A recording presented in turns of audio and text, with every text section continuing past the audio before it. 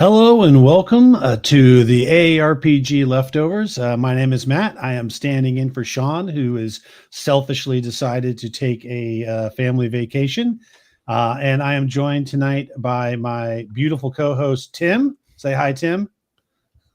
Hello. And our guest tonight is Ray Chou from Mythworks. Hey, everybody. Thanks for joining us tonight. Or did I... What did I? He's already laughing. I already messed something up. Hey, so Yes, thanks you for did. joining us tonight. And just real quick, if you haven't had a chance to catch our Tuesday night live show, you still can go back and catch old episodes and get caught up with the Murders and Mavens. They'll be taking a break next week because, again, it's summer and people are taking vacations. And so we're going to have a bye week in the show next week. It's a terrible picture of me. Thank you for that. It's a great picture of you. No, I appreciate that.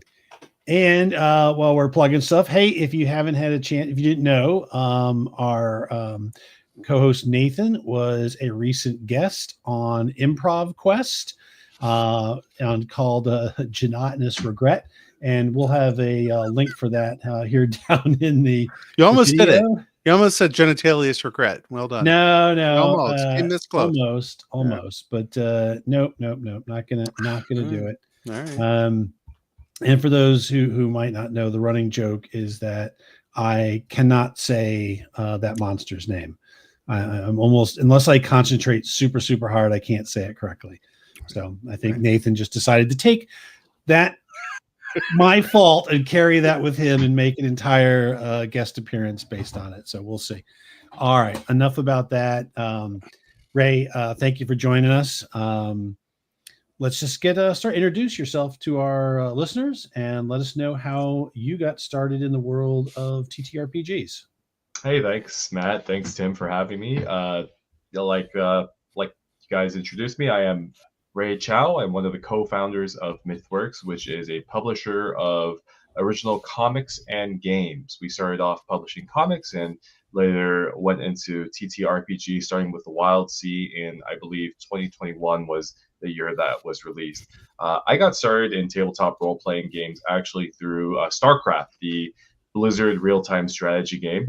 So in that game, there is a mode called Use Map Settings, where individuals can program different types of games using the map editor. And one of the styles of games was a D&D map, where one player controlled the enemies and could spawn enemies in the map, was the dungeon master, and the other players controlled a single character or hero. And essentially, you did what you would do in a D&D session, where you essentially would role play. The DM would come up with a story. Typically, there was a starting town, so usually the starting town would get attacked by a bunch of orcs, which were the StarCraft Zerglings, and I found that a lot of fun, and that was sort of my introduction to role playing as a whole.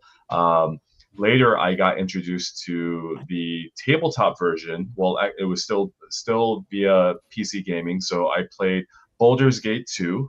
That was my first Dungeons and Dragons computer game, and then Neverwinter Nights. And I was a big fan of Neverwinter Nights, and having had that previous experience with the StarCraft game and Baldur's Gate, I was really excited to jump into the online tools for Neverwinter Nights, because that game was designed specifically for DMs to run for players online. So I joined one of the earliest ongoing campaigns of that game over the summer of 2002, my eighth grade to ninth grade summer, and I played almost every week for 5-6 hours a day, which back then seemed like a really long time, and over the 3 months seemed like a really long time because I was 13 at the time, and summers were much longer than they were now. Can you believe it's July already? Yeah. June just went by in a flash. So that was my first introduction to actually playing D&D, and later I started DMing for my own home group in 2004 when Wizards of the Coast decided that they no longer were going to have retail stores. So they sold off their Wizards of the Coast retail stores, as well as Gamekeeper, which is another game hobby store that they own. And there was a Gamekeeper at my local mall, the Santa Anita Mall in Arcadia, California. And they happened to liquidate all of the D&D 3.0 and 3.5 source books for about 45 to 70% off. So I scored a set of D&D source books, the Monsters Manual, the Player's Guide, and the DM book, along with a Faerun campaign setting guide for I think 60% off, and that was still to this day one of the best sales snatches of my life. I then ran for a group of friends who were a bunch of nerds. We'd previously played Warhammer 40K, computer games and whatnot, and I ran again for what seemed like what in hindsight was a very short amount of time, but back then seemed like a very long time. I think we probably only got like maybe 10 to 12 sessions total. But of course, there were some all-nighters.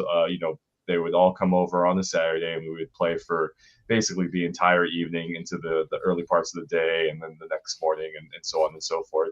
And that was essentially my D&D experience. I stopped playing TTRPGs when I got to college. I ended up going to NYU Film to study film making, and I just sort of lost touch with that aspect of my geekery.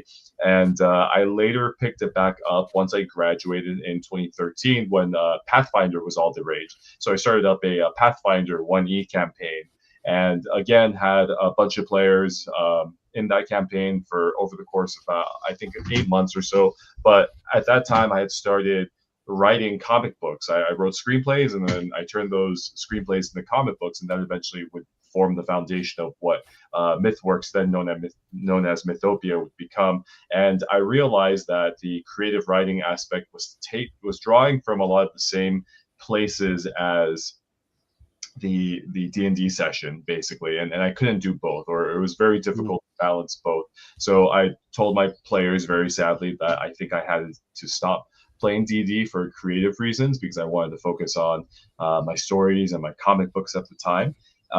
And then I later got back into tabletop role-playing games because a collaborator of mine, Joseph Vandal, who is a wonderful graphic designer and illustrator and cartographer, introduced me to Blades in the Dark, and he introduced me during Quick Start 5 or 6. It was fairly early on. I think this was 2017, right around the Kickstarter, or maybe right before the Kickstarter. And having had that trad background, I thought, oh, okay, I'll check this out.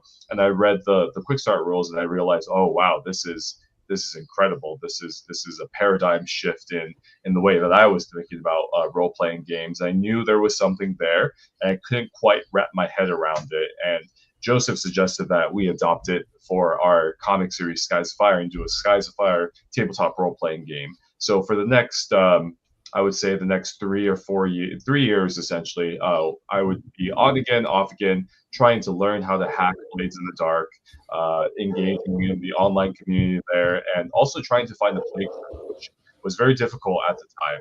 There weren't a lot of people running it publicly anyway that I knew that were in my circles, as limited as they were in the Los Angeles area. And I did look. I looked several times at the local gaming stores here, and it was just very uncommon. So that was frustrating because I wanted desperately to understand this game, and I couldn't quite understand it just by reading it and trying to hack it. And it was a lot like trying to reverse engineer a car, having never driven one before.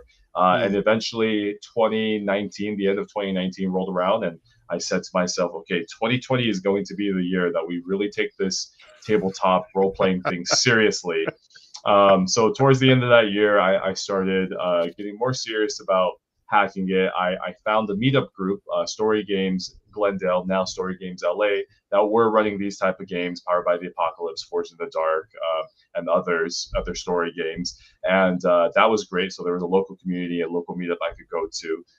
And then the new year rolled around, and I was knee deep in it. I was in the Blades Discord almost every day, talking to people, trying to do various hacks. I was playing bi-weekly in this meetup group, and I even went to Strategicon, OrCon in LA in February of that year.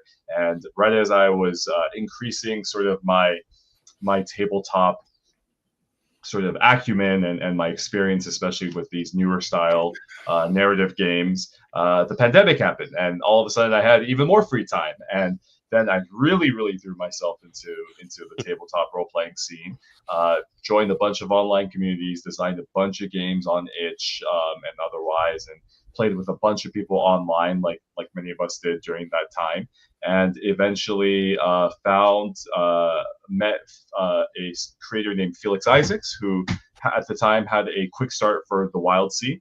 I played in one of the playtests that he had posted on Reddit, and I had a great time. Didn't think too much of it, but he in fact was a fan of my comic series Glow, and in fact Glow was a chief inspiration for the Wild Sea, and he told me as such afterwards, and I thought that was a very nice coincidence. Not only that, but the system that he was using was clearly inspired by Blades in the Dark, which is already sort of the system that I was looking at, that I was studying, and so these kind of things, multiple touchstones of commonality, led me to think, wow, this is a very, very fortuitous circumstance, very synchronous, as it were. So looking to get into making TTRPGs and publishing as a whole, I asked him if he would be interested if Mythopia would publish his work, and he said he was. When we began talking, and eventually in November of 2020, we launched the Kickstarter for the Wild Sea, and off to the horses we went. And now we all of a sudden, we're not only a self-publishing comic company, but a tabletop role-playing company as well.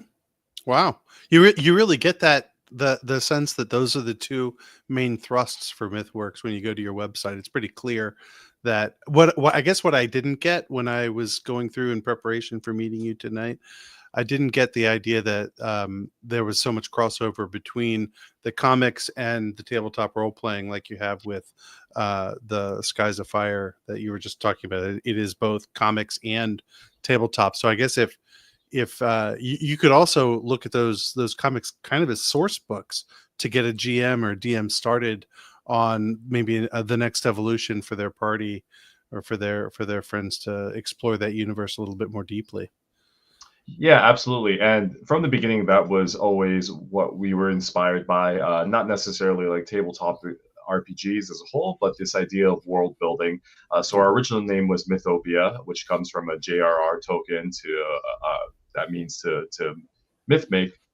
My monitors went out for a second. To myth make, and so that was what we always wanted to do. We always kind of envisioned our stories more than just stories. We wanted to create elaborate fantasy and science fiction worlds, and in the back of our comics, we included a lot of back matter codex materials, which would be, treatises, maps, things like that, artifacts from the world itself to add a layer of depth that you often see in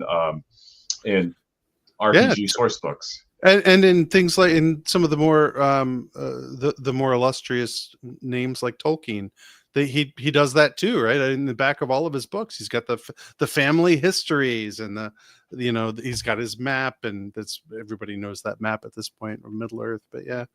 So it's important. It's important to have those references for people who want to build upon the universe for their own fun. Yeah, absolutely. It was a key component going into it, and the idea of doing TTRPGs came not exactly at the beginning, but was very, very close to when we published our first comic, because we did that first Kickstarter for Skies of Fire #1 in 2014, and I want to say it was like 2015 or 2016 when right after we did that first issue that Joseph, who collaborated with us on that first issue, showed us Blade. So it was very near the inception of the company that we thought about doing it, but it took us a while to really kind of get that into gear. So I feel like I know to some extent what at least for me, what makes a good story. But I guess I've never really considered the question of what makes a good universe. What is it? What's the special sauce that you would maybe think about? Because for me, a good story is based on characters, the evolution of those characters over time. That's the thing I really look for in any of the stories that I read. But you're not really building. In some cases, you're not really building. You are building stories, but you're also building a whole universe, right? A whole immersive experience. So how's that different? What are your thoughts? Yeah. There's a lot of ways to approach world building. I don't think there's necessarily one right or one wrong way, and it's almost as diverse as TTRPG systems, right? Like some people crave the granularity and crave the crunch, the detailing out of the simulations and the style, and others, really want to focus on the story or want to go rules light. So it's as varied as humans, really. But for us at Mythworks, a lot of our worlds have the commonality of like a high concept, sort of. There's a hook, there's a premise behind the world. So if you look at Skies of Fire, it's obviously a world where airships kind of rule, right? So that was the core conceit. Hey, we really want to tell this airship story. So what does a world dominated by airships look like? Mhm. And for Glow, our second comic, it's a world where magic caused the apocalypse. So that really was the conceit for that one. Like what does that world look like? And then Wild Sea is a world where that has been overrun by trees, sort of like an ocean of trees. So there's always that sort of like high concept for a lot of our works. Felix, when he doing the Wild Sea, he has this philosophy of pillars, which I think really applies, where he likes to create 5 to 7 core pillars of the world, and these are sort of the things that are important and immutable, but the rest is sort of more left to you can fill in the details in your table as it goes, but these are sort of the core concepts of it. So I think for us that's really important to have kind of a core concept behind the world and to sort of build it out, flesh it out from there. And again, it's not necessarily the only way to do it. And I don't know if it makes it like right or wrong, but it's like what we like to do and sort of the worlds that we like to present. Yeah, I love the concept. I've always been a fan of those like when you can mash up two things that you love into one thing. Like my wife has a Totoro t-shirt that's all done up like Chewbacca, right? I mean, it's like, yeah, we'll have Totoro and Star Wars, but when you mash things up together, that makes them cool. And in your universes, you seem to be having that same kind of I'm gonna borrow a concept from here and borrow a concept from here. I'm gonna mix them together, and maybe I create a whole new thing as a result of that, if that's not too pedantic, I guess. Yeah, totally. I mean, I think that's real fair. Like we try to be original with what we do, but that's sort of like a loaded word because like what really is originality? But oftentimes it is giving something that is mostly familiar but has just like a slight twist, a slight bit of unfamiliarity to it to make it feel fresh, to make it feel original. And I think that's something that we definitely strive for with our works. Oh, well, in a world that's overgrown with trees and you still have pirates sailing the tree seas. I mean, that's pretty original. I have to hand that one to you. Matt, I've been taken over. I'm sorry. Well, yeah, and part of I've been muted. So, and it's been great. You've done it. I don't know if you can hear. We have fireworks like right outside the house, almost like a large fireworks, and my dog's insane. So, no, I completely agree. I guess I would take a step back. We talked about the origins, like TTRPGs, from an art standpoint. So, what were some of your early influences on sort of your artistic creations? Like who were some of the, who were some of the artists or the styles that sort of motivated you when you were getting into art? Yeah, artistically, visually, it's hard to get away from the two M's. So Miyazaki is a big one. There's a lot of Miyazaki in the work that we do. I wasn't gonna say anything. Okay, all right. Yeah, in terms of palette, in terms of framing, my partner especially loves Miyazaki. I love Miyazaki too. But there's a whimsy, there's a brightness to a lot of the works. Especially, I think in the palette, one thing that we always try to do is make our works pop color wise. That's sort of like one of the key things that we always circle back to. Mobius is another big one. Mobius, the famous French science fiction artist. So he has this sort of like expansive view of the world, and you see it sort of influence a lot of science fiction and a lot of even TTRPGs like Ultraviolet Grasslands. I see like a lot of Mobius, and so those are kind of like the two cores that we always go back to. But growing up, I was raised on like Blizzard games, so actually a lot of my approach to doing stuff is influenced by like being enthralled by the artists of Blizzards, by Chris Metzen and that crew over there, and how they design stuff like Warcraft, like Diablo, and really like the engrossing back matter that they have, the manuals. I remember reading the Diablo 2 manual over and over when I was like 9-10 years old,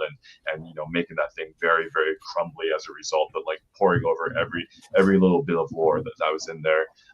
So those are some of the big influences. Avatar: The Last Airbender, when it comes to glow, that's like an obvious inspiration for us as well. And there are a couple of others as well, but those in terms of visual aesthetics, I think are the ones that we tend to return to over and over again. I am so glad you said that. When I was looking at through the artwork and stuff, and in fact, for some reason, it's funny you mentioned Airbender. When I was looking at both the Skies of Fire and all that, I had just immediate flashbacks to Warriors on the Wind, I think it is. Probably that was probably the first film of his that I ever saw. I probably getting the name wrong, but it's the one where like the overgrown jungle and the Nausicaa.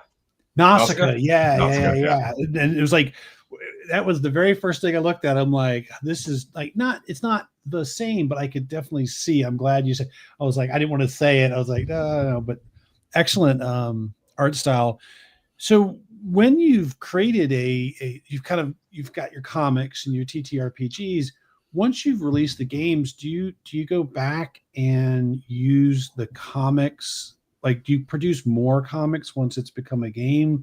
Do you tie them in, or I guess I just like, what's the strategy? Like, if you're playing one of your games, kind of following up what Tim said, is there also a parallel or like a coincidental comics that you guys do that tell the story or expand on parts of the world? Yeah, so we haven't quite made the crossover yet, but that's definitely in the works. Like we still are trying to circle back to that Skies of Fire TTRPG, which we haven't released yet, but we really want to. And for our other stuff like Wild Sea, we definitely want to do a comic for that, and vice versa. It's a matter of like resources and a matter of like kind of just strategically like what we're trying to do. So in terms of like the business side of Mythworks and like what's happened the last couple of years, we really had a great spotlight shown on this last year because we had a pair of Quinn's Quest reviews for the Wild Sea and Slug Blaster, and that really just elevated things for us to another level that we hadn't previously seen, and that's great. But it also meant sort of figuring out what that type of business looks like now that we're like that distributors and game stores actually want our games rather than me having to like beg them to stock our stuff. So it's been a lot of learning in terms of like the logistics side and like figuring out the business side of things, the retail, the hobby game store side of things, at least for the TTRPGs. And one of the things is even though we started in comics, the reason why we were able to sustain the comics was because of crowdfunding, because of Kickstarter. Because when you're doing a crowdfunder, you can sell a comic for $15 a single issue on Kickstarter, and that's not something you're necessarily able to do at a convention or at your local comic book store. So that was always a barrier in terms of taking the comics and then bringing them back into like comic book stores and bookstores because of the difference in economics. So when we got into the tabletop role-playing stuff, like that made a lot more sense to figure out the economics of what that business looks like, what the board game tabletop business looks like, and that has now allowed us to enter into distribution with those companies and gain additional revenue over there. But for comics, it always kind of seemed like, okay, eventually we have to figure out what book distribution here looks like, and we were never able to really like crack that. And like it's only recently that now that we have a body of work as a publisher, distributors in the book trade, they don't even want to talk to you unless you have 5 titles, 5 like actual books, right? 5 like not comic books, but like graphic novels, if you're doing graphic novels. luckily for us, tabletop role-playing games is a growing segment in books as well, and they count as actual books. So I just got back from the American Library Association in Philadelphia, which is a library conference, but all of the major publishers are there because the library market is like a huge market for books, obviously. So I was able to talk to a lot of distributors and get a couple of warm leads. And I'd say like we're finally at a point now where that kind of makes sense, and hopefully we can work something out to get into book distribution. And then once we have that from a business side, then like doing things like crossing it over, making like a Skies TTRPG or a Wild Sea comic, then becomes a lot easier, because it's not just okay, well, we're doing the Kickstarter and then what do we do with it afterwards? Sell it on our online store? Because like it's kind of tough. Like the business side is really the hardest part, right? Like it's in some ways, at least for us, it's like I would say it's easy making something really cool, but figuring out how to get that cool thing to people far and wide, especially when it's an original thing, and everything that we have done so far has been original. We haven't done licensing of any sort. That's been the hardest part, right? So we're trying to grow organically, like Mythworks and Mythworks comics and games. But part of that organic growth is, well, we can't just keep doing Kickstarters for it, because like there has to be sort of like another like end game once we make the thing, right? And we made the Wild Sea in 2021, and then we did like Cyberpunk, right, CBRPNK right afterwards, and then we sort of we did Slug Blaster right after that, and like we've sort of been playing catch up, where it's like, okay, well, we made this really cool thing, and now let me go to GAMA, the Game Manufacturing Association, and talk to like distributors there and figure out what that looks like, and to go from zero, like being a nobody in that world, to being able to be distributed took a lot of like work, right? And now we have that, and it's like great. So there is a pathway, and it made sense at the time, because it's like, all right, we're making this really cool tabletop role playing game, and thank goodness we got the press coverage that we did, because otherwise it would be like such a slog. It is still such a slog. But I'm rambling a bit now, but that's sort of like kind of my mindset on the business side of things, right? It's like, yeah, I want to do all the things, but I have to be like, we have to be strategic about it and like figure out a lot, like how to support doing that, and not just like, making it without a plan once it's made, besides crowdfunding, which is like the first thing we figured out, quote unquote, and launched our careers with. Yeah, more power to you. I mean, I can't imagine how hard it must be to be a naturally creative person that's forced to do business. Yeah, right. It must be such a drag on the whole creative process for you. You probably need to like get out of the office and go do something creative for yourself, just to get your mind right. Yeah, I try to do a little bit of creative writing every day. It's been tougher the last 2 months, with especially being on the road at these various conventions.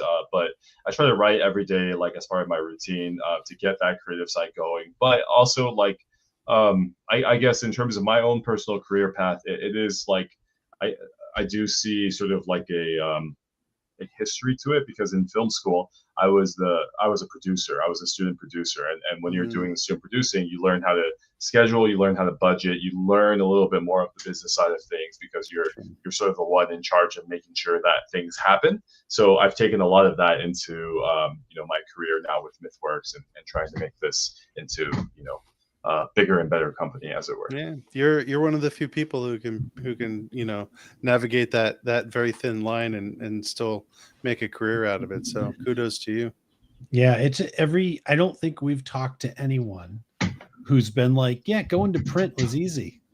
Right? I haven't talked to a single soul that's ever been like, yeah, going to distribution was a blast, right? And it doesn't hurt. It doesn't help that, it is a big step. And so, no, this is great. So currently, so you're working on where can folks find your stuff? I know they can with the online store, the page, right? The online store, right? Yeah, so the online store is the best place to go. From there, we try to have links to everything we're doing. We're basically doing two crowdfunders a quarter now. So we currently have one for CBRPNK, the Overload expansion, which adds a bunch of supplements. You can see it right over there. And yeah, so that's sort of like what we're trying to funnel people to. But we have so much stuff like going on these days that like we're trying to like Is the CBRPNK, is that primarily is that the fireworks, man? Hold on, let me. Yeah, I'm just gonna. It is literally like there's a battle going on outside. Are they firing them at your home? Okay, so are those packaged primarily as trifolds, Ray? Yeah, they're actually quad folds. So they're double-sided quad folds. They're dry eraser compatible as well. So the core game for CBRPNK, you get 5 player sheets, which are quad folds, and you have everything you need, including the character creation rules right there, and it's stripped down Forged in the Dark. And you have one pamphlet for the GM rules. You have and then the rest are scenarios or add-ons. So this latest expansion just adds primarily a bunch of add-ons and scenarios. So we have like a Running Man scenario called Dark City. We just unlocked one called Kill Party, which is going to be sort of like a Squid Game-esque, like like a dinner party with like rich socialites with like weird masks and stuff like that. There's one called Akuma Labyrinth of the Mind, which has you hacking into a runner's mind who's being brainwashed and like reliving their memories, and that's really cool. That I had a lot of fun running like 3 times at Origins. So there's a lot of like really great a combination of like a really cool form factor and also like great scenarios to run, and like a great modern lightweight system, stripped down Forged in the Dark, that lends itself to like a narrative style game, which I think which I think like for cyberpunk as a genre is really appropriate. If you think about it, Blades in the Dark, I don't know how familiar you guys are with it, but like Blades in the Dark is basically Steam, like it's like 1 degree away from cyberpunk, right? It's basically steampunk. If steampunk cyberpunk, if you think about it, like you can literally just reskin everything into cyberpunk, and you'll have a great time playing that game. Thieves, scoundrels in a dark, corrupt city, lurking about. So taking that core rules and putting it into like this like nice like small form factor. Let me grab a copy so you guys can see what it actually looks like. Okay, let's talk about it. He took his headphones off. Yeah, so it is. Literally, it's the golf course behind the house, and it's just when I moved here, I didn't know that they had a a fireworks show. So let's share him. Let's spotlight him for a second so we can see what he's sharing. Yep. So this is what CBRPNK looks like. So you open up, it's like a cool little pamphlet game, and has a bunch of everything you need is right there in that box. Exactly. I love that it's the size of like a VHS tape. Yeah. It's a great. Honestly, it's such a great little game, little system that this is like perfect for conventions, on road trips or whatever. If you're going to game with your buddies and you don't want to bring like everything, like hey, let's just toss the game just in case. Like this is we do a geek weekend every year. We're always looking for something new to play. So I know. So I noticed on your website. So you've got like Wild Sea, Skies of Fire, but you also have a section called like pamphlet games. Another thing we've noticed, like we all grew up with like, all the D&D stuff, or you played Pathfinder, right? So no stranger to hundreds and hundreds of pages of rules, right? Mm-hmm. But there's a huge market now in, like you said, these pamphlet adventures, short one-shots, one-pagers. What do you think what do you see the main advantage of like these smaller, lighter over these, again, I would say maybe some of the traditional, like the long, like I said, like I think some of these, like Pathfinder 2 second edition's like 600 some pages of rules. Yeah, well, for one, it expands the scope of what these role-playing games can be, right? Even though they're smaller than these type of games, what you can accomplish with a smaller game is really quite incredible. And I think changing the form factor is one of the ways that you can kind of manipulate the gameplay or how players interact with these games. So circling back to the library convention that I was at, one of the great things that I'm seeing is that libraries more and more, I think it's always been there, but D&D role-playing games is becoming more and more of a thing in terms of the programs that they're running. But for me, what I would love to see, what I'm pushing for, what I'm advocating for in that space is, I don't think that D&D is necessarily like a great start for that stuff. As good as D&D is, but in D&D there is it's a combat system, right? It's primarily a combat game. So when you're looking at it for an educational standpoint, that it implies violence, right? As sort of like the means of resolution, and I think when that's baked deeply in the systemic level, there are some deep rooted issues with that, especially when you're talking about it from an educational standpoint. But with these smaller zine games, pamphlet games, there's so much out there that you can explore that can be creative, can be fun, can be collaborative, that don't necessarily have to have the inherent violence in Dungeons and Dragons, and also the complexity of Dungeons and Dragons, right? Dungeons and Dragons, the reason why people don't want to move away from D&D is because it's very difficult to learn. And once they learned it, they feel like they've learned calculus, and they're like, well, I don't want to have to learn calculus all over again, right? But a lot of these shorter games, it's a lot easier to pick up something that's 1 or 2 pages or maybe 10 pages and run that versus something that is like 100 or 300 pages for the player's handbook alone, and so on and so forth.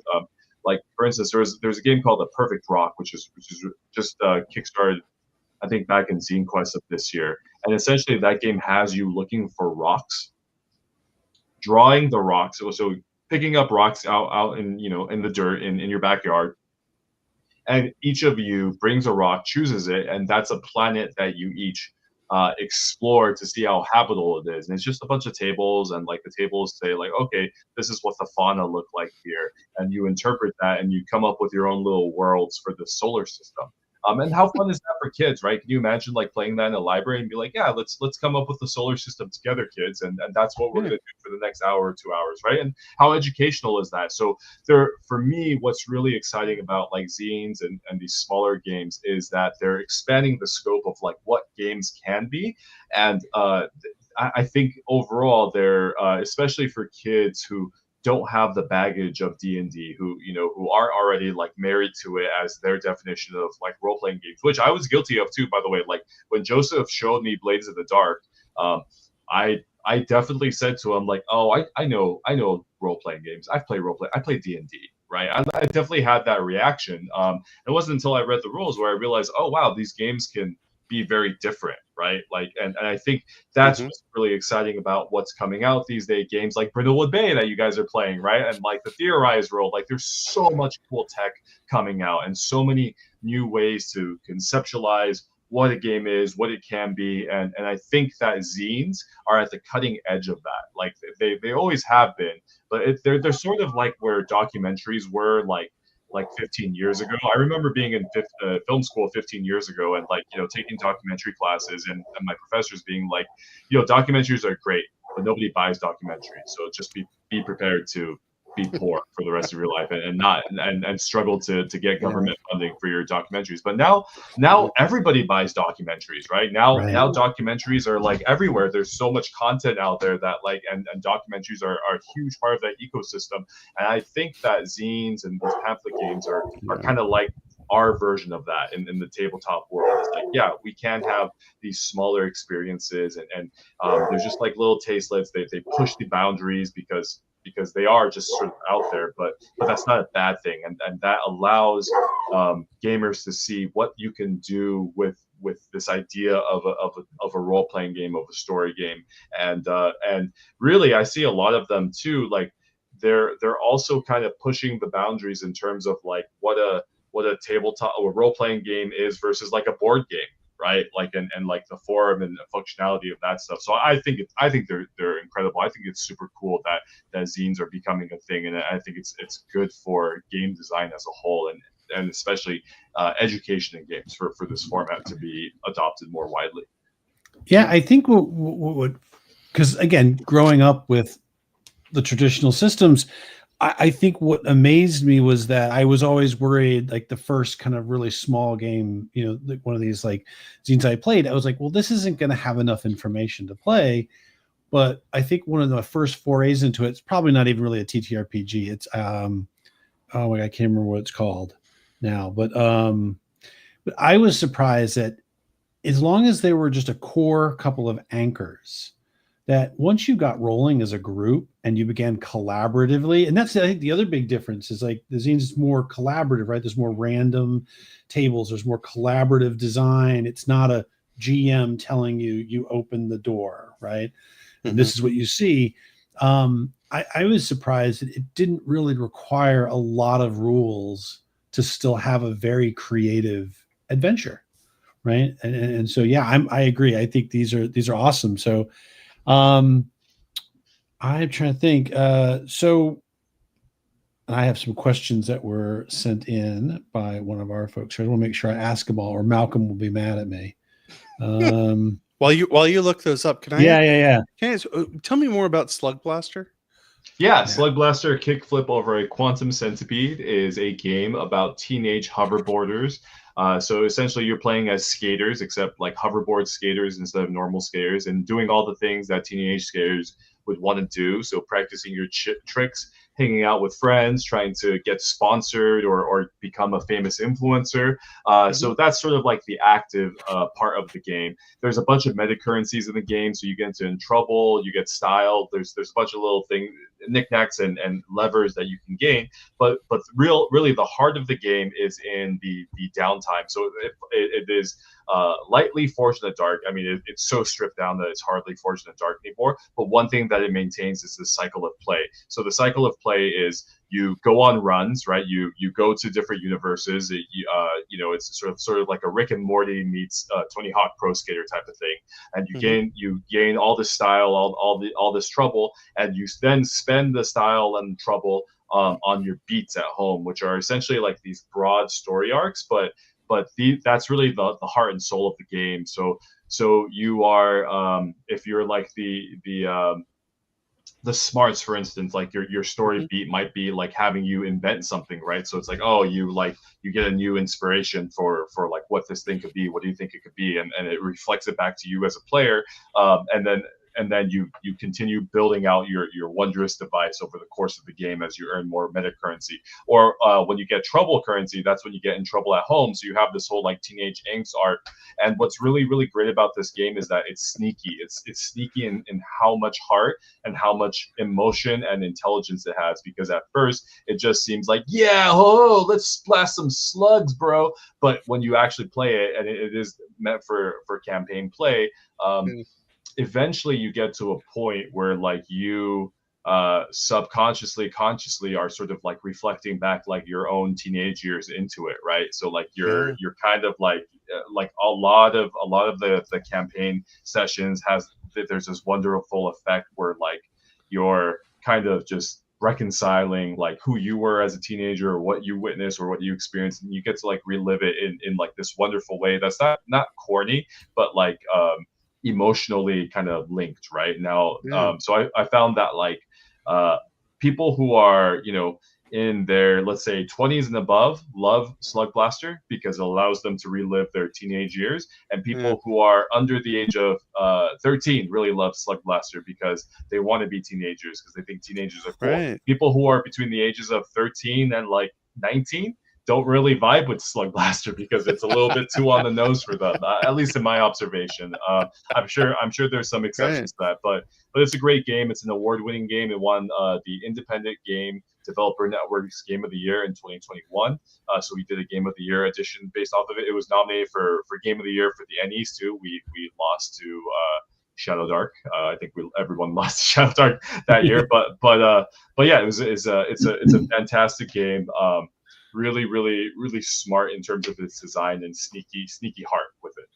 Yeah, that's really cool. I like the idea of having the arcs that are dealt with during the downtime, that you're not that is, again, it's a de-emphasis on murder hobos, again, kind of like the whole, well, that's what we call the D&D games. I don't know if you've ever heard that term, the murder. Oh hobo. yeah, of course, of Yeah, course. yeah, yeah, of And course, you know, yeah. like there's nothing wrong with murder hoboing every once in a while, right? Like we've all done it. It's fun. Like it's a laugh. It's a certain style of game, but yeah, like I think there's room for so much more, and you're absolutely right, Matt, when you said like yeah, these zine games they're a lot more collaborative, and especially like um, role playing games are interesting because you know they're not really taught by the rules.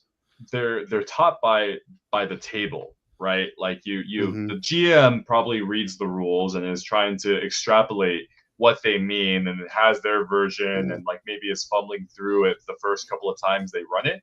But really, it's usually like, oh, hey, I'm gonna run it for you, and then you're gonna see what it's like, and then you're probably gonna do the same thing that I did in your first session out, right? And I can tell you that that is 100% true. Going back to my StarCraft D&D days, I remember vividly hopping into that game, being like, "What's this?" Picking a ranger, which was a space marine, right? And then like the DM being like, "Oh, this town is attacked by a bunch of marauding orcs and goblins," and these zerglings and hydralisks spotting, and like, "Oh, okay," and like I played that and I was like, oh, okay, I want to be the DM. So I did that. I booted up the game, hosted it, and what did I do? Spawn a bunch of orcs and goblins and be like, oh, your town is being attacked by orcs and goblins. And to the point where, like, I think when I ran my first session as an in-person DM, what did I do? I had orcs and goblins attack the town, right? Like it was just because that's like what was demonstrated to me. So having said that, like when D&D is, you know, again, nothing wrong with it, but because it's so dominant culturally and because that is what's being demonstrated, right? Like the immediate action is like, aha, let's grab my sword and your bow and your magic wand and let's go repel the goblins and the orcs from attacking the town. It's like that kind of reinforces that is what this is going to be, that the first reaction is going to be to hit something, or that the game is one person narrates and you react, right? But if you start players, especially when they're young and they don't have a preconceived notion of what these games can and can't be, when you start them with stuff that is more collaborative, that brings them more into that shared creative space. And again, there are degrees to it. It doesn't have to be necessarily one way or another. Like Brindlewood Bay, you still have a GM for that, but it invites the players in certain ways to bring in things, right? So like when that is the basis and that is what they learn first, then you have this wonderful effect where all of a sudden you're changing culture and like it's changing in a fundamental way where players who grow up with these systems then will feel more collaborative even if they play D&D, right? They'll naturally bring in that reflexive creative world building and so on and so forth into those type of games.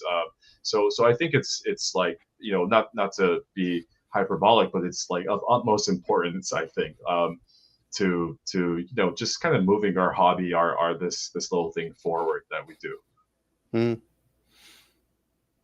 You're on mute. Yeah, no, I know. I was getting ready to take it off mute. So how about, we've not played, at least I don't think, I haven't played Blades of the Dark yet.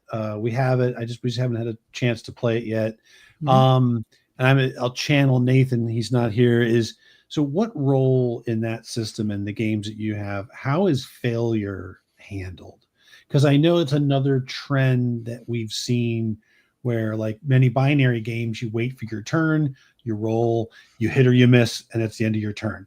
But there's a lot of other games that are dealing with like degrees, right? Or maybe you fail, but something good happens, or maybe you fail in something where you succeed, but something bad happens. How is failure and consequence sort of used in the systems that you create? Yes, so none of the games that we have published are binary, so they all have different resolution systems, and the ones that do have dice-based resolution systems, meaning our major releases, the ones that we're known for, they do have mixed complications. So that three levels of effect, which I will say is a double-edged sword. So it is good because it opens up the possibilities and it allows the game to be a little bit more improvisational, a little bit more collaborative, etc., but it's bad because for the same reasons, then all of a sudden anything could happen, right? And there is an issue that I found with all games, but especially these type of games, where sometimes if you're getting too many mixed successes, it's like, well, shoot, now what? Like, I have to just come up with stuff, right? And how do I educate, like, what's good, what's bad, and how do I separate that from me interpreting the dice roll versus just me making things up, right? And that is a problem that I definitely have run into several times. It's something that I've had many a conversation with designers about. But I will say that, like, the mixed success, it does open it up because something good, something bad, is inherently broader. It does open it up to sort of a more collaborative style play. As far as how these games handle it, I've seen a number of things. Like, I think one of the trends that I'm seeing now with, like, maybe the next generation of these type of games, like what the designers who came out with Slug Blaster, these other, like, first generation Forged in the Dark games, let's say, they're now, like, codifying a lot of the bargaining that is in these games. So in Blades in the Dark, there's this mechanic called the Devil's Bargain, which was then taken by. Have you guys played Trophy at all? No, I have not. So Trophy's an interesting one because it is kind of like Blades Forged in the Dark, but not really. But explicitly, before you roll in a game of Trophy, roll the dice. Each player is supposed to go around and you're supposed to discuss as a group what could go wrong here, right? So you're supposed to, like, every person is supposed to, like, help define, like, what are the bad things that could happen, right? And that helps set the stakes, the fictional positioning, whatever you want to call it, right? And then we can kind of, like, pick and choose from there, right? And then there's a lot of rules in that game taken from Blades, where this idea of a devil's bargain was like, well, I'll let you succeed, but then this bad thing that we discuss, not all of the bad things, but that specific one is going to happen as well. So what I'm seeing in a lot of these next generation systems is that sort of negotiation where instead of, like, relying on the mixed success, or, like, there's something good, something bad, there's more of a sort of, like, codified, well, you can succeed, but in order to succeed, you're going to have to have some sort of consequence where you kind of pick more, and it's a little bit more of that back and forth, and not using dice to do that, but procedure to get to that point. So I don't know if that's, like, I don't know if I like it yet, but I'm definitely seeing it in a lot of designs. I think there's definitely something to be said about. Oh, and another thing that I hear a lot these days is that instead of coming up with something good and something bad, it's almost easier to come up with either two positives and one negative, or two negatives and one positive, as opposed to one positive, one negative. Like, it's for some reason the brain it's easier to, like, when it's weighed more towards one side or the other, like, it somehow becomes easier to come up with. I'm not sure, but that is a very interesting question, and the answer is right now for most of these games, it's just simply you do it, but with a complication at its baseline form. But that is something that frequently comes up to in my games and my thoughts about RPGs. And actually, one of the pieces of GM advice that I frequently give is if you're having trouble coming up with mixed complications, give them a choice. So it's like, you can say, okay, I'll give you a choice for your complication. It can be either environmentally or something that affects your character, or your character or the group, or mentally or environmentally, mentally or physically, right? And, like, once you split it up into two broad categories like that and have them choose which category, for some reason that also tricks the brain into making it easier to come up with something. Oh, very cool. I like the idea of co-opting the players sort of into their own fate, right? Yep. It one, because you've now tapped into the creativity and the fears of everybody in the group, right? Because if you ask somebody what could go wrong, suddenly they're thinking that, they might even think of something that you wouldn't, as the GM, think of, right? Mm-hmm. And so I think it's great. On the other side, they could sandbag you. I could stub my toe. That's right. That's true. So no, I agree. I think we've back and forth the different systems. I think the first system of mixed results that we were introduced to was one of the early Star Wars systems. Oh yeah. That you would roll, right? And I thought it was really cool, but I remember as a group we all talked about it. It's like, okay, well now every time we roll, the good is this is a cool idea. And then it was like, yeah, but every time we roll, we have to all like arbitrate and decide what does this mean? It's like reading, you know. But I think it is a lot better than sitting around and waiting for 20, 30 minutes for your turn, swinging your sword, missing. I blame very few things on my age, but I will blame my age for the fact that I have a very hard time with converting from this kind of collaborative storytelling that tabletop RPGs have always been about to narrative outcomes that are based on the player. I still want the GM, and I don't know what it is about me. Maybe I'm just a weak person. I don't know, but I still want the GM to be in charge of the creation of the story that we're in, and some of those outcomes. And I appreciate the enhancement to those collaborative kind of outcomes that you guys are describing, but it's difficult for me to wrap my head around, and I guess that's just the Gen X in me. I have a really hard time not, you know, I want to. We've used you as an example, Tim. We talked about this. We played Eat the Reich. Yes, and Eat the Reich's got a great system, and it took Tim. You know, I hate to call it. Took Tim a session and a half or so because you're so used to I rolled something. Tell me what happened. Yeah, very much like. You rolled, and the GM is asking, "Okay, tell me what happened." Well, I'm used to it being a handshake between, this is what I would like to try to do. I'm gonna roll the dice, tell me how I did, rather than I'm not leaving it all up to the GM. I'm not just going to sit there and be like, "Well, what can I do?" Well, you can shoot your gun. Okay, I'll roll my dice. Did I shoot the guy? I mean, that's not collaborative at all. But at least I'm saying, no, I'm not going to shoot the gun. I'm going to throw the gun at the guy, or whatever, right. and allow that to be a part of that collaborative storytelling experience. But I don't know. I have a hard time with the coming up with the story, and then the GM just kind of okay. I mean, I think that's perfectly valid, right? Like I like it's you're not. You shouldn't feel invalidated in feeling like that, because again, like, you know, these games they're different for everybody, right? And just like how our minds are so individual and unique, like different types of people crave different things. I will say though that like one of the levers outside of the resolution system, and sometimes I think there's too much emphasis on like, oh, like what's the mechanic say, right? But like that's just one part of it. So over at PhillyCon, we had a heated discussion. We were playing one of our games, The Last Caravan, which uses this mixed resolution system. But we had Graham, our head of play and culture, narrate it, and he's an excellent GM. He puts the fear of God into us with these narrative systems, right? It's a game about road tripping across the U.S.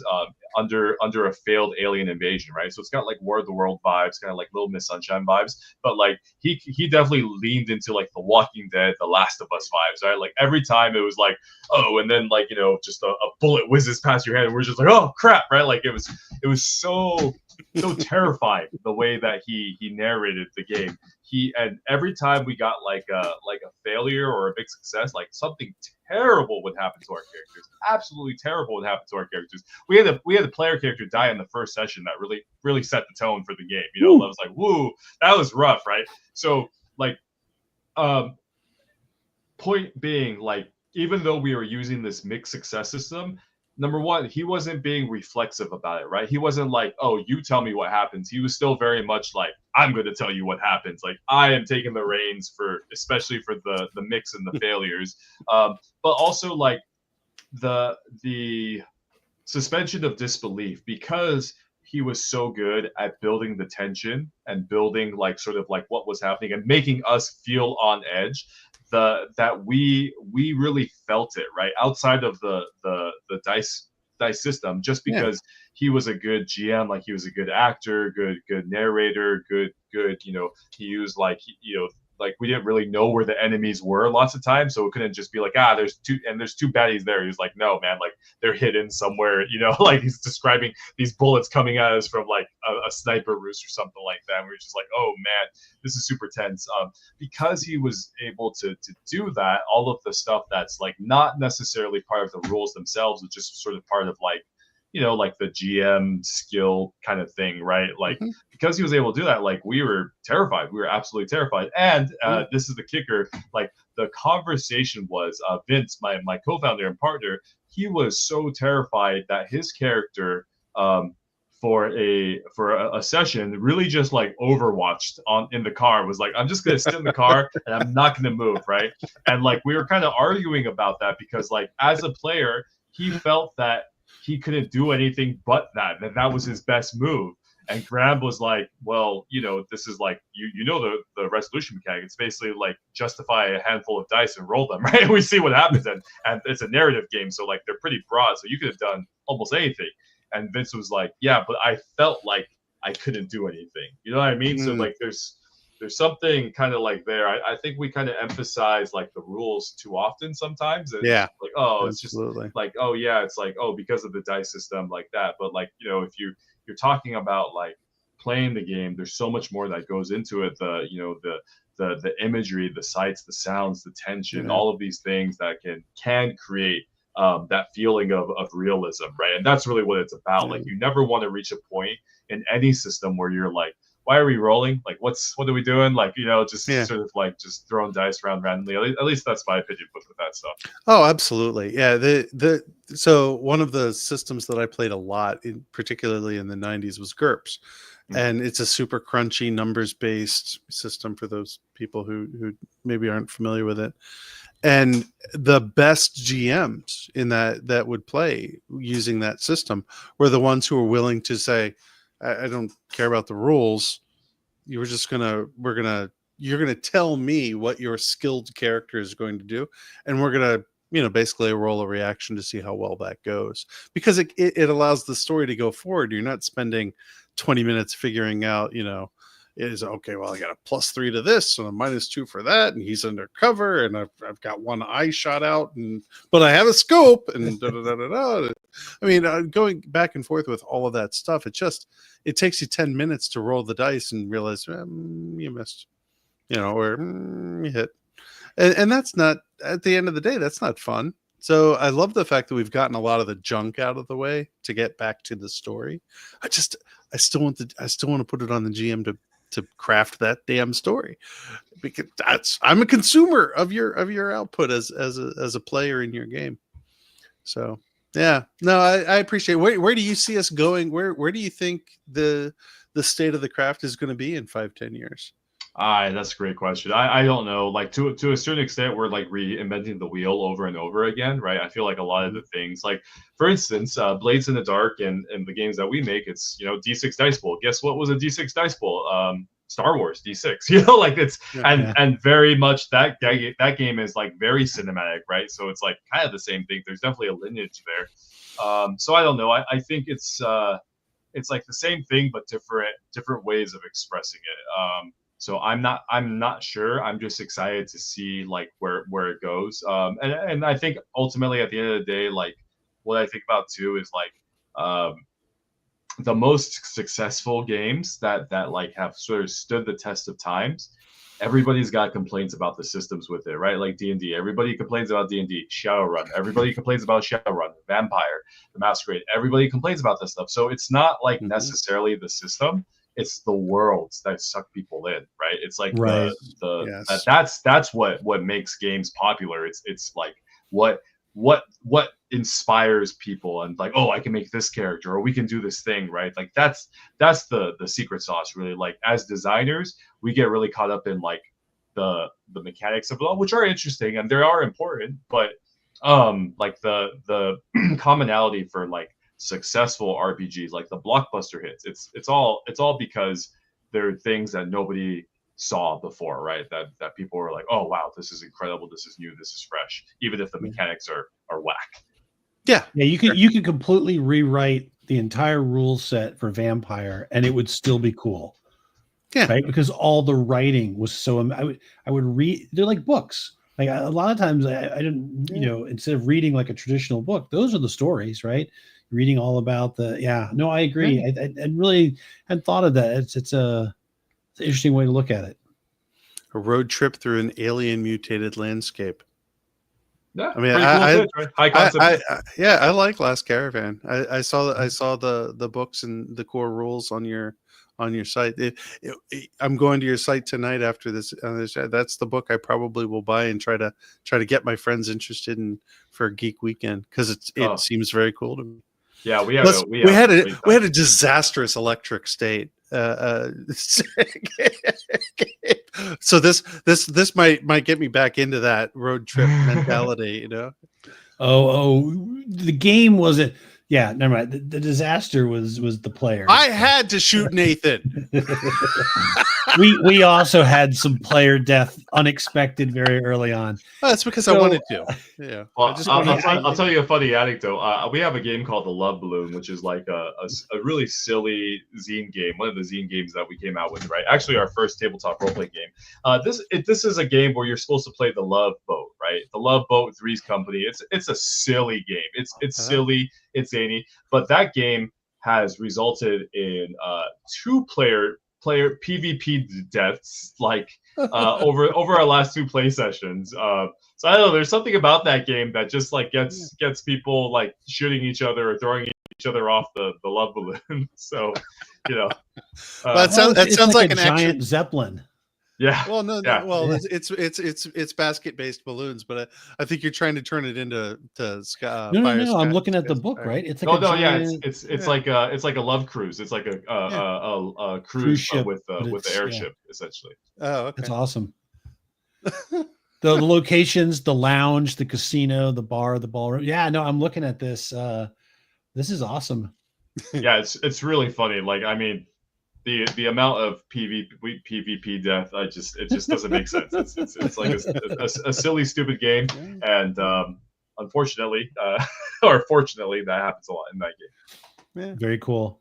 Well, it as always happens, the hour goes by super fast. So in closing, are there any things that we missed that you'd like to touch on about stuff that's upcoming or events or anything? Any insights on new projects that you're kicking off anything that you'd like to let folks know? Yeah. So later this year, we are publishing a duo of games by a designer named Emma Costa, Crescent, second edition, and then Exile. So in Crescent, you play as whimsical children in this like fantasy-like world. It's a very cute game. But Exiles is kind of like those characters becoming teenagers, and you send those characters into hell. That's the high concept. But it's done with children's like illustration. Really, really great games mechanically. Indie darlings already, so really excited about those. Felix Isaac's next game, The Desire of the Wild Sea. His sophomore game, the Pico, Tiny Bugs, Tiny World, is coming out as well. And all three of those should debut at PAX Unplugged. Come stop by Gen Con if you're there. We have a booth there every year, and we are doing a number of cool things. One thing I'm really excited about and stressing a lot over these days is we're running a mega game. So we're doing a CBR plus BNK game called Skyer, which takes place in a self-contained industrial residential environment. So, you know, like an arcology of sorts. And it is a plus weird event. So essentially imagine if you were playing in Shadowrun the moment the Shadowrun event occurred and people began transforming. So you're stuck in a building while that's happening, and there's multiple tables and all sorts of fun stuff should be happening for that mega game. So does everybody kind of start out like a regular person, but you might roll and all of a sudden you go through like transformation? Yep, that's right. And then the different tables are playing as different types of crews. So we have like a journalist crew, we have like a rock band, we have like net runners, we have all sorts of different crews, and we have like VIPs. So we have some people coming in as cosplay and acting, and they're playing in a variation of the system called Belonging Outside Belonging, which like is used to power Wanderhome and stuff. It's like a token-based system, right? So essentially, they're trying to convince the crews to work for them, and if they convince the crews to work for them, they get in a token, and if they get enough tokens, they can affect the game state as a whole. So they can like make things happen in the Skyers. So it should be a good time. And this is happening at Gen Con or PAX? At Gen Con, the tickets are already sold out. If it goes well wow. at Gen Con, we'll try to run it back for PAX Unplugged. Nice. All right. Awesome. Anything last words outside of that? Anything else? Just thank you, Matt. Thank you, Tim, for having me. It's been a blast. Thank you, has been man. Great. Great. Thank you, everybody, and go check out their stuff. And yeah, thank you. And I don't know if we're going to Gen Con this year, but we definitely are planning on going to PAX. So hopefully we'll see you there. We chat with you live on the floor. That would be great. If you decide to do that mega game at PAX, let us know. We might need some tickets.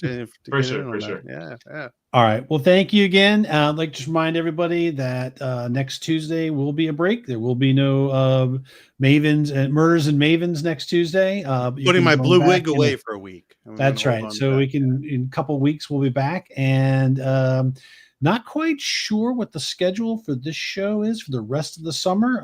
Sean and I are talking about it. He's on vacation this week. I'm going to be on vacation for a few weeks. So we haven't decided whether we're going to do some interim shows or whether we might take a short break. We've got a few folks that we're working on to get on. And so we're excited about that. Again, thank you for joining us and have a good night. Take care, everybody. Thank you so much. Thank you for coming on. Thanks for having me, guys. Sure.